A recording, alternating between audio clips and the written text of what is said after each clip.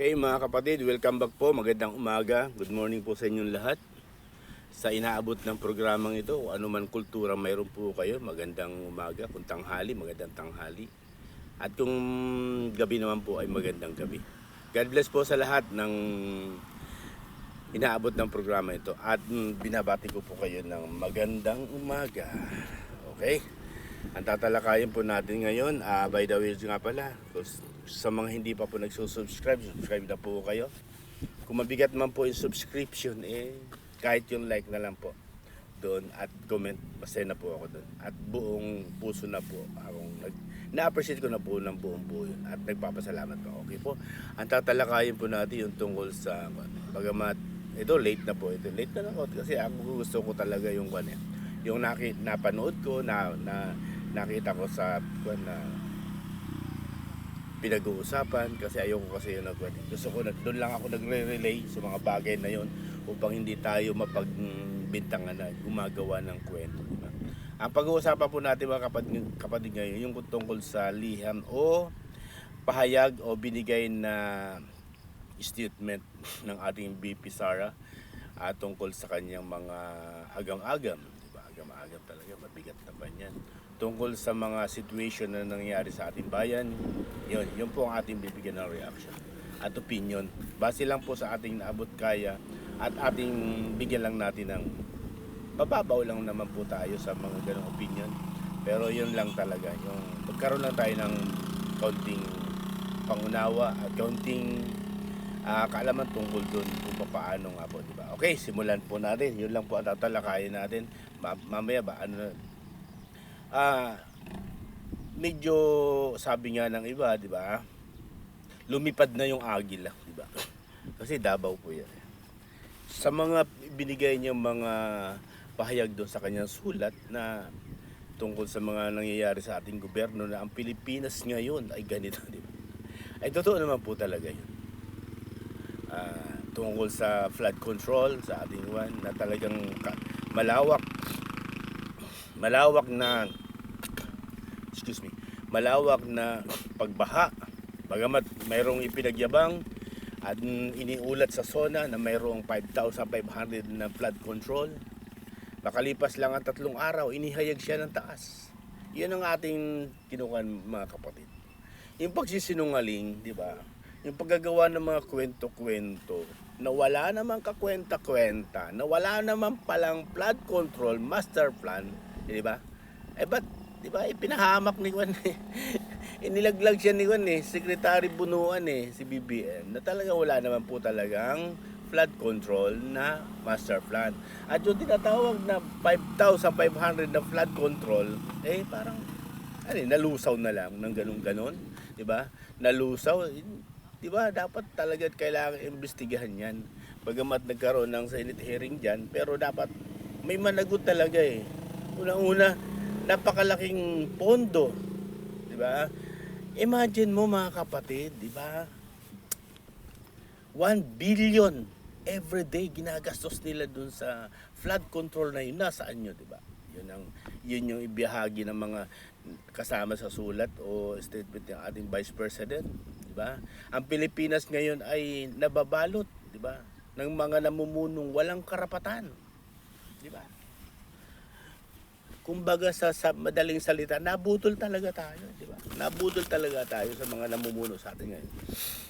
Unang-una, di ba? Yung naglalabasan na yung mga nagpapatunay o nagpapatotoo na, di ba? Eyewitness o witness sa kanyang sinasagawang mga session ng kanyang mga tinatawag na voltage pipe, di ba?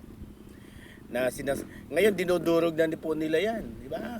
Ginagawa na nila ng issue regarding doon sa mga ganyang pahayag na yan. Pero ang ating napansin ngayon, di ba? Sobrang katahimikan. Tapos nagpalipas ng ilang araw bago naglabas ng mga tinatawag atake doon kay Juan, di ba? Binag, di ba? Ikati Binag. Lumipas muna ang mga ilang araw bago nagkaroon ng tinatawag ng mga kabit-kabit na yan. Huwag paniwalaan. Pero napansin niyo mga kapatid, lumipas muna ng ilang araw. bago nagbigay ng mga ganon, yung kanilang mga kapanalig o itong mga Ensamada vlog, di ba? Itong mga Tanso vlogger, di ba? Yung mga bayaran na yan. Bakit? Napansin nyo? Kasi nga may sinusunod silang protocol, di ba? Maglalabas muna na kung anong issue, yun ang uniform niya mga yun, di ba? Napansin nyo, di ba? Uniform yung kanila sinasabi, di ba? Ibig sabihin, talagang may mga handler, di ba? Itong mga bumabati ko si Cathy, may handler talaga. Sabihin na, kanyan, tawag nito, yung Makati, di ba? Ay pumapatol kung kani-kanino, di ba? Talagang ikuha na, pero hindi nila mapapasubalian yung nakakita mismo ng dalawang mata niya. Si Miss Cathy Binag, di ba? Winawasak siya doon sa na yon. Winawasak talaga ng mga bayaran vlogger. Pero hindi nila pwedeng wasakin ng ganun-ganun na lang yun. Bakit? Ang nangyayari, di ba? Ang pangyayari, nandun siya mismo sa circle ng mga tinatawag na mga, di ba? Mga gumagawa ng ganito. Nandun siya. Yung mga bumabati ko sa kanya, wala doon. Sino ang paniniwalaan? Di ba? Kaya nga sinatawag na mismo eyewitness. Siya mismo ang nakakita. Mabigat na ebidensya po yun. Mabigat na witness po yun. Tapos gigibain, di ba? Character assassination regarding sa mga pagganapan. Handa naman daw siya, di ba? Handa na, hindi nga daw siya natatakot di ba? Bakit? Di ba? Nananalig siya sa taas. Yun, napansin mo yung mga salitang ganon. Tapos, challenge pa sila. Ito pa nga, magandang challenge si Miss Cathy Binag. Mamatay na lahat ng mga anak. Kung sino nagsisinungaling. Sagutin nyo. Di ba? Nakasalalay dyan yung kanyang anak. Ibig sabihin, nagsasabi siya ng totoo. Di ba?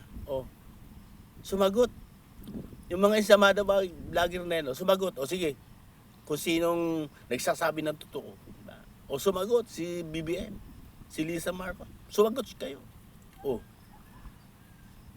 Na kung sinong, di ba, nagsisinungaling. Mamatay na lahat ng mga anak. Di ba? Wala silang maibigay na payan. At saka yung katahimikan ng DILG. Hindi na sila nag-debunk dyan Hindi nila, kasi hindi nga nila kayang pasubalian yan. Kasi unang-una, siya mismo nakakita. Mabigat na witness po yan. Hindi yan sabi-sabi.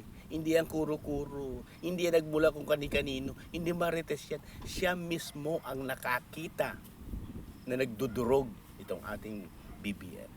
Kasama ng mga barkada niyang Voltes 5. Diba? Pinangalanan na nga niya po niya, diba? Si Lagda, diba? Si Sobel, diba? Diba? Diba? Iyon ang mabigat doon mga kapatid, diba? Yung mismong siya nakakita. Yun, bahagi yun na naging sulat. Hindi ata yun sa flood control, tapos yung kaganapan ng pag-fresh sa mga mamamayan na hindi ikuan, diba? Yun. Sinigway lang natin yung Miss Cathy. Diba? Sinigway lang natin yun. Pero, bahagi pa rin yun sa hindi karapat-dapat mamuno. Kasi yung hindi karapat-dapat mamuno, di ba? Nandyan yung mga ground ng mga hindi magagandang mga ginagawa. Di ba? Walang pagmamahal sa sambayan ng Pilipino po talaga. Di ba? Sa kanila, katulad nung sigwi lang natin mga kapatid, yung sa Cebu nangyari, out of topic tayo konti. Yung sa Cebu na nangyari na kay First Lady, di ba? Tingnan mo kung ito, abogada po ito mataas po ang kanilang pinag-aral. Nagmula ito sa magagandang school na pinagkuhan. Pero tingnan nyo pa mga kapatid, harap-harapan doon mismo sa Tinapayan diba? Suminga. Nakakadiri itong kuwan na ito. Suminga. Nandun yung tinapay. Diba? Nandun yung sa loob ka ng, diba, establishmento na kinakain. Gumagawa ng tinapay. Suminga. Nagpunas. At hindi man lang nagkuha ng alcohol at inabot yung pagkain. Tingnan mo, katindi. Diba? Antas ng pinag-aralan nito. Diba? Abogada yan Tapos, nung pababaunan, di ba? Kung mo nakita na nasa plastic lang inilagay, hindi tinanggap. Tingnan mo. Di ba? Oh, nagkukunwari po kasi, mga kapatid. Di ba? Nagkukunwari, nandiyan siya sa baba ng mga masa o mga nasa level ng tinatawag na salaylayan na nandito ako. Pero lalabas at lalabas pa rin yung tunay na pagkatao. Di ba? Kasi nga po nagkukunwari. Kapag ikaw hindi nagkukunwari, hindi lalabas po yun. Suminga. Pinunasan. Tinanggap yung pagkain na nakalagay sa kuhan. Di ba? At nung binigyan ng pabaon, hindi tinanggap. Hindi ka bilong hindi ka, di ba? Yun, di mo napansin mga kapatid. Yung itong mga nandito sa ating gobyerno, bagamat hindi naman nasa gobyerno yung ating First Lady, nagre-reflect yun yung kanyang ginagawa kay BBM. Di ba? Dahil yun ang Pangulo, siya First Lady. Kung ano man ang ginagawa niya at nakikita ng sambayanan, nagre-reflect yan kay BBM. Bakit? First Lady siya, Pangulo. Ang BBM, napakagaspang ng pag-uugali. Diba? Tingnan mo yung pag-uugali na yan. Sa mga nagtatanggol, sa mga walang problema po yan eh. Dahil unang-una may mga karapatan po tayo kung sino ang gusto natin. Pero tingnan yung mabuti, yung ikinikilos at iginagalaw. At ang mga sinasabi. Nasa puso ba nagmumula? Hindi. Pakunwari nga po eh. Pakunwari. Diba? Yung mga bagay na yan, talaga iahayag. Diba? Makikita, itago mo yan. Yung mapagkunwari, ba't lilitaw at totoo? Diba? Yun. Kasama yun doon sa mga bagay natin na isinigwi lang natin. Talagang ng mga namumuno sa atin. Tapos, ito pa, di ba? Out of topic tayo konti. Yung kaganapan, di ba? Doon sa paglusob, bago lang, di ba? Yung mga inosente, natadamay. Mga butihing general na matataas ang kranggo. Hindi alam yung tinatawag na protocol kung paano isagawa yung mga ganong bagay na alam mong inosente yan, pwede naman maayos sa pamamaraan. Siyempre, sasabihin nila, makakahuli ba kami kung di ba tama naman? Pero iayos po. Ganun po, di ba? Kaya yung panawagan ng ating BP Sara, napapanahon po yun. Napapanahon, magmuni-muni tayo. Napapanahon dahil ang Pilipinas ngayon ay binabalot ng dilim. Dilim na dati natin naranasan sa kanyang ama. Diba? Naranasan natin yung dilim na yan nung panahon ng kanyang ama. Sabi nga, ako ipinagtanggol ko po talaga ito eh. Yung ganitong kaganapan na to. Ipinagtanggol ko po talaga si BBM regarding doon. Na yung ginawa ng kanyang ama ay malamang baka gawin niya rin. Sabi ko hindi mangyayari siguro yun. O yung kasi ang unang-una, di ba? Nagawa man ng kanyang ama pero dahil siya'y anak, magiging ganun din ba? Kaya pinagtanggol ko talaga yan, na hindi talaga yan dahil magkaiba po sila, di ba? Pero nagkamali po tayo. Nagkamali po ako tungkol dun. Bakit? Trend na siya eh. Kung ano yung sinusundan niya na yung yapak o ginagawa ng kanyang ama tungkol sa tinatawag ng mga human right violation, di ba? Imagine mo, di ba?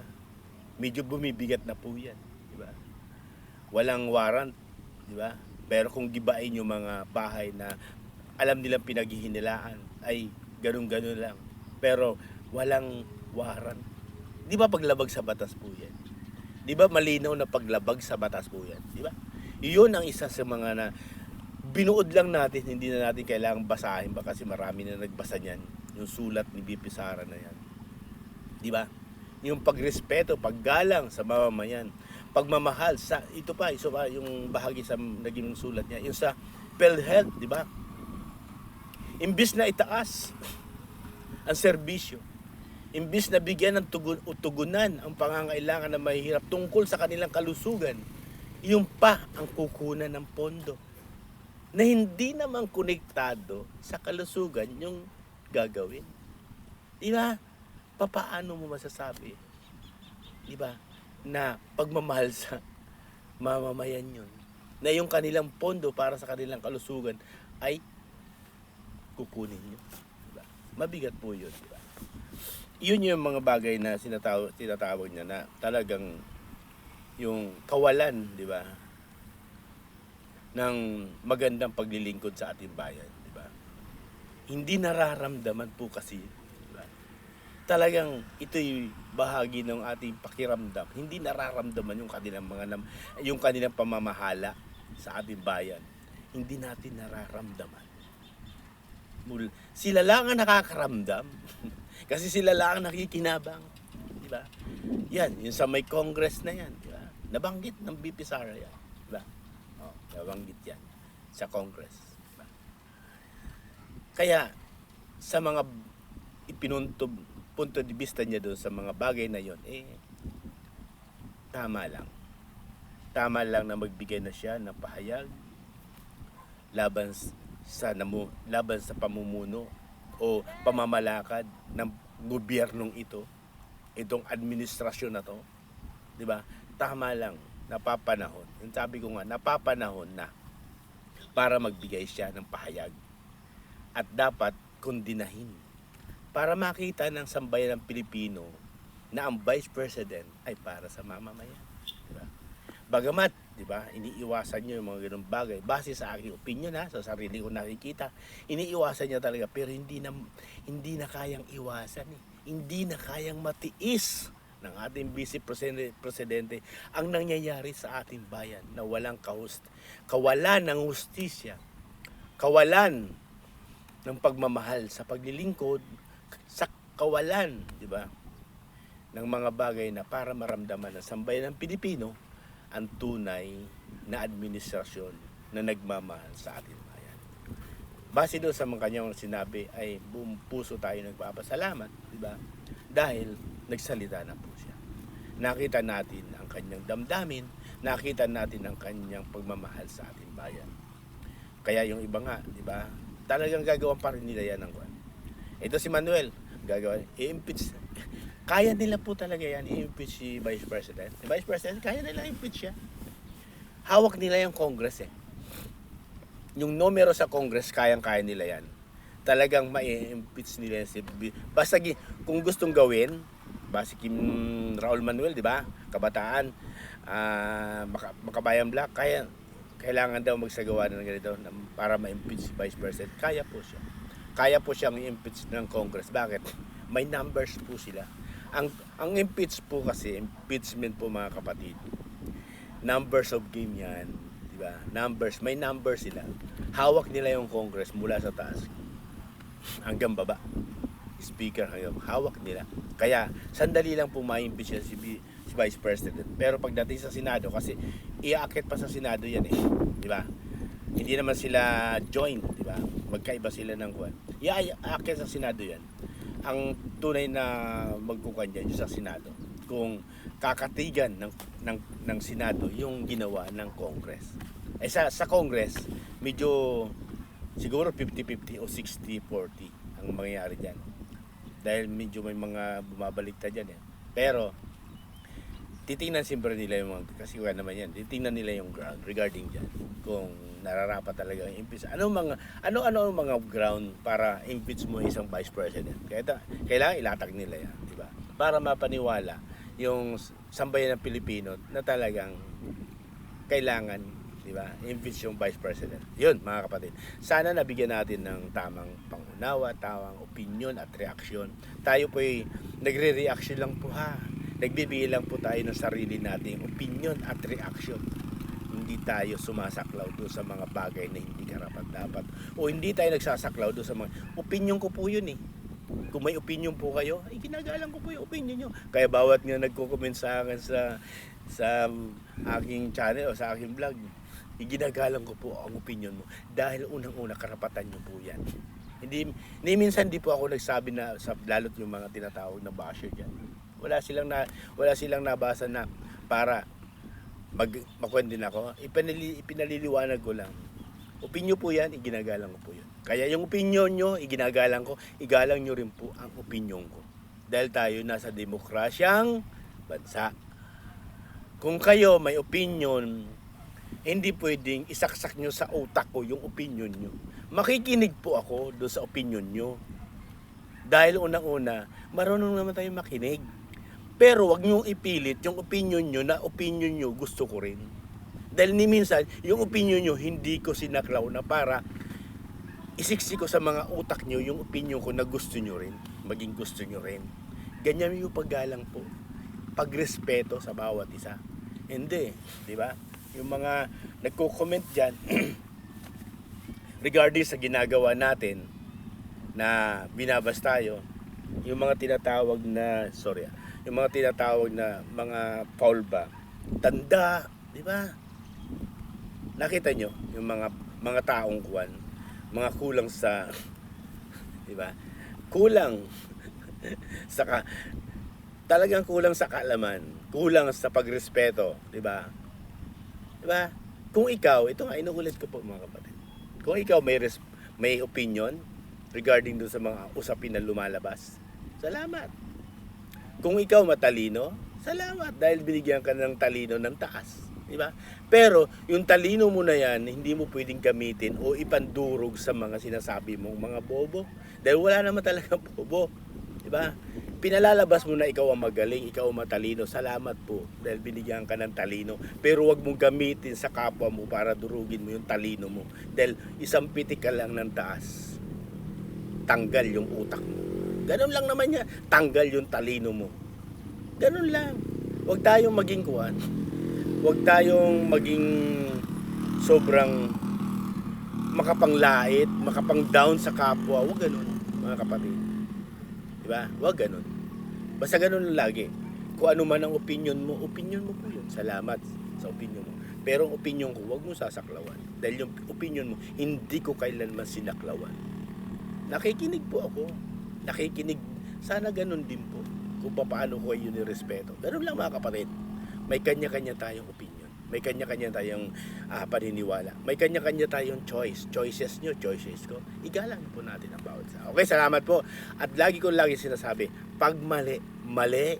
Pag tama, doon tayo magsama-sama. God bless. God bless sa inyo po lahat. Hi.